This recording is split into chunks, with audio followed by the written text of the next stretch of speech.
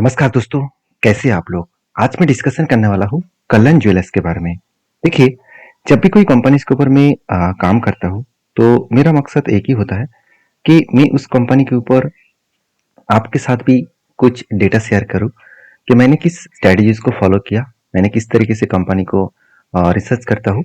तो उसमें क्या होगा, आपको भी कुछ मतलब डेटा के बारे में पता चलेगा कि कौन-सा डेटा को देखने के बाद आप उस कंपनी के ऊपर भरोसा तो ले ही आ सकते हैं।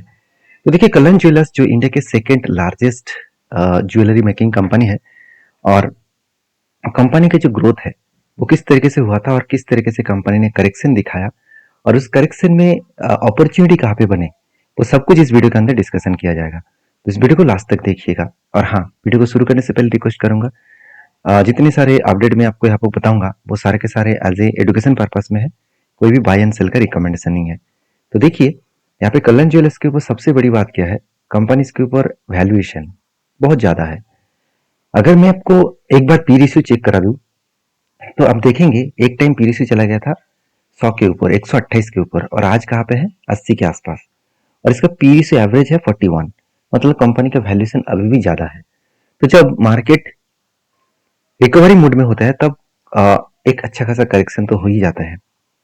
तो करेक्शन होने के बाद, मतलब चार्ट में अच्छा खासा करेक्शन होने के बाद फिर से रिकवरी करने का कोशिश कर रहे हैं। तो क्यों कर रहे हैं, चलो वो भी बताऊंगा। सबसे पहले मैं कंपनी का क्वार्टर रिजल्ट दिखा देता हूँ। देखिए, रिजल्ट में कोई भी डाउट्स नहीं है कि कंपनी जबरदस्त परफॉर्मेंस किया।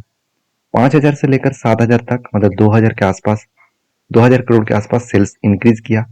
एक्सपेंस मिटाने के बाद नेट प्रॉफिट भी 180 से लेकर 219, जो आज तक की सबसे हाईएस्ट प्रॉफिट है। तो जब कोई कंपनी हाईएस्ट प्रॉफिट जनरेट किए, उसके साथ साथ कंपनी का प्रॉफिट एंड लॉस में भी हाईएस्टली सेल्स एंड अच्छा खासा प्रॉफिट देखने को मिला लास्ट ईयर में। तो यहाँ पे एक अच्छा खासा पॉजिटिव पॉइंट्स देखने को मिला, जो कंपनी को ग्रोथ करने के लिए, कंपनी को बूस्ट करने के लिए काफी है।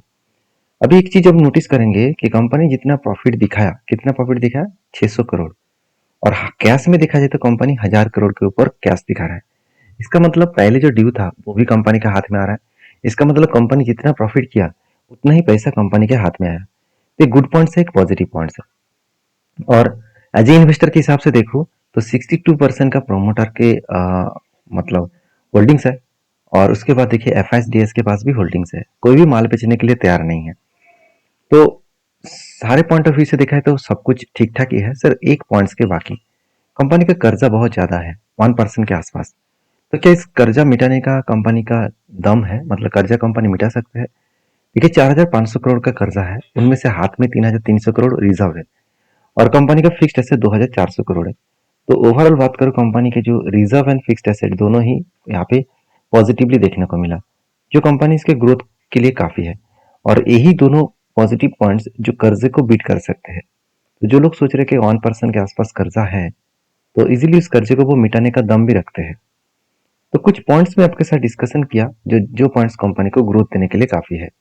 अभी एक चीज मैं आपको यहाँ पे दिखाऊंगा, जो देखकर आपको कुछ डेटा मतलब पॉजिटिव और भी लगेगा। जैसे देखिए, कंपनी के ऊपर इस बार कंपनी ने फिक्स्ड एसेट परचेज कितना किया, हाईएस्टली 370 करोड़। तो फिक्स्ड एसेट परचेज का मतलब है कि कंपनी खुद के एसेट को बढ़ा रहा है। तो जब भी कोई कंपनी खुद के एसेट बढ़ा रहा है, मतलब उस कंपनी का ग्रोथ होने का चांसेस बढ़ जाते हैं। अभी कंपनी के चार्ट के ऊपर जाऊंगा, उससे पहले और एक पॉइंट्स मैं आपके साथ शेयर करूंगा। वो क्या है, आप देखेंगे तो कंपनी ने जो कर्जा लिया इस बार, लास्ट 2 इयर्स में कोई कर्जा नहीं लिया। जो पहले कर्जा लिया गया था उस कर्जे को वो धीरे धीरे करके मिटा रहा है। तो ये गुड पॉइंट्स है, इसीलिए क्योंकि कर्जे को रीपेमेंट करना कंपनी के लिए एक पॉजिटिव पॉइंट्स है। क्योंकि रीपेमेंट पहले अगर कर देते हैं और कर्जा नहीं लेते हैं तो कंपनी का ग्रोथ पक्का है। तो यहाँ पे कंपनी के रेशियोज के हिसाब से देखा तो कंपनी का डेटोस डे जो सिर्फ 6 दिन के अंदर अंदर है। इसका मतलब क्या है, कंपनी जो प्रोडक्ट बेच रहा है उस प्रोडक्ट के ऊपर पैसा कंपनी कितने दिन में उठा रहा है, अराउंड 6 डेज के आसपास। तो ये भी एक गुड पॉइंट्स है। तो सारे पॉइंट्स कंपनी के फ्लेवर में है। अभी कंपनी के चार्ट के बारे में देख लेते हैं। तो कंपनी का जो चार्ट बना, इस चार्ट के हिसाब से मैं अगर बात करूं तो कंपनी कंटिन्यूसली आप देख सकते हैं इस तरीके से सेलिंग हुआ। और सेलिंग किस बेसिस में हुआ, यहाँ पे 200 डेज मूविंग एवरेज है। रेड वाला 200 डेज मूविंग एवरेज है, ब्लैक वाला 300 डेज मूविंग एवरेज, और ग्रीन वाला 50 डेज मूविंग एवरेज। इस तीनों मूविंग एवरेज के हिसाब से, ये तीनों मूविंग एवरेज की एडिंग किया। और एडिंग कहाँ से किया, इस इंडिकेटर ऑप्शन से। तो आप इंडिकेटर में जाकर ऐड कर सकते हैं। उसके बाद चार्ट जब भी इस मतलब ये जो 50 डेज मूविंग एवरेज है, ये जब भी 200 डेज एंड 300 डेज को ब्रेक डाउन करेगा तो उस जगह पे मैं मार्किंग करूंगा। तो यहाँ पे मार्किंग कहाँ पे बनेगा? अगर मैं मार्किंग करूं तो ब्रेक हुआ इस जगह पे, तो कुछ इस लेवल में मार्किंग करूंगा। तो यहाँ से कंपनी रिवैक्स करना शुरू भी कर चुके हैं। तो अगर यहाँ से मैं टॉप लेवल तक देखूं तो अराउंड अराउंड कंपनी का जो जर्नी होने का चांसेस है, वो कंटिन्यूसली जर्नी करे तो करीबन करीबन 95% के आसपास जर्नी होने का चांसेस है। तो मैं पहले ही इस कंपनी के ऊपर एक वीडियो बनाया था कि मैं जब भी बताया था कि इस लेवल को ब्रेक डाउन करेगा और मूविंग एवरेज भी सपोर्ट करेगा, तब मैं डिसीजन लूंगा। तो ऑलमोस्ट मेरा डिसीजन हो चुका है। तो मैं अभी इंतजार करूंगा 96% पाने के लिए। तो इसके लिए थोड़ा सा टाइम भी लग सकते हैं, कोई बात नहीं, 1 साल 2 साल भी लगे, कोई फर्क नहीं पड़ेगा। तो बाकी आप इस सारी चीजों पे एक बार स्टडी करिए, उसके बाद काम करिए। वीडियो में जानकारी अच्छा लगे तो प्लीज लाइक करिए। Thank you.